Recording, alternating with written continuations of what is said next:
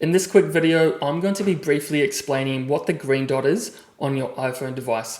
So let's just dive straight into this one, guys. So if you're ever seeing this green dot on your iPhone device, that's just signaling to you that the iPhone currently has the camera open, or an application currently has access to your camera on your iPhone. So as you can see, I've now got the green dot and I've got my iPhone camera on.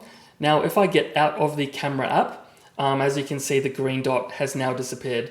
So this might also happen if you're opening an application like TikTok or Instagram and you're recording like a video or taking a photo, that green dot will also appear. So again, if I go and open this, the green dot will appear. Now, if you're not exactly sure what application is currently accessing your iPhone, you can force start your iPhone by pressing the volume up, down, and then holding and pressing onto the power button until the iPhone restarts. And that should remove kind of any access an application might have to your kind of camera settings or the camera itself. So there you have it, guys. That's just a brief explanation on what the green dot is on your iPhone. If this video was helpful, please like and subscribe. And as always, thanks for watching. I'll see you all in the next one.